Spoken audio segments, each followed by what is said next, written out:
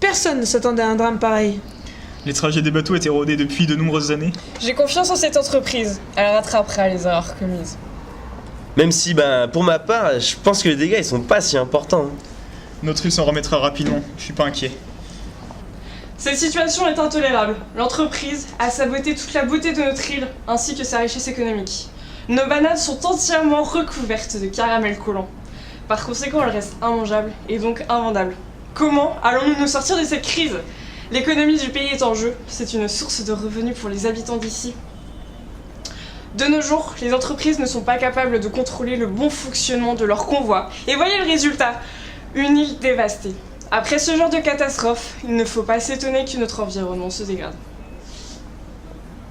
Non, je refuse que vous utilisiez des produits toxiques pour nettoyer les bananes. Les dégâts sont déjà assez importants. On peut vivre avec dignité, mais pas abandonner. Je ne peux me résoudre à utiliser la manière forte. C'est affreux. On a tout essayé, les bananes de l'île sont condamnées. Jane ne veut pas de produits nocifs. Et si on utilisait une autorisation du préfet en disant qu'elle n'est pas apte à réfuter cette décision? Elle l'est.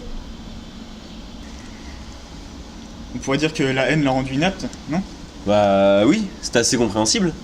Non, ce n'est pas le cas ici. Elle le fera pas. Elle est plus qu'un client. Elle la respecte maintenant. Vous allez la laisser abandonner par respect? J'ai résolu son cas, mon travail est fini. Ils veulent des preuves. Quand on fabrique des voitures, on ne donne pas de garantie. Mais si on lui prouvait? Enfin, c'est une proposition. C'est non invasif et sans danger. C'est-à-dire, tu la balances ton idée? Je suis pas vraiment sûr. Et vous avez vu un scan des bananes? Une simple photographie, sans spray de détection ni rien. On les voit aussi bien que du plomb. Comme avec les rayons UV. Oui, c'est une bonne idée, mais on lui a déjà fait un scan. Et ça n'a rien donné. Le dépôt de caramel est trop gluant pour les UV. On ne verra rien sur les feuilles.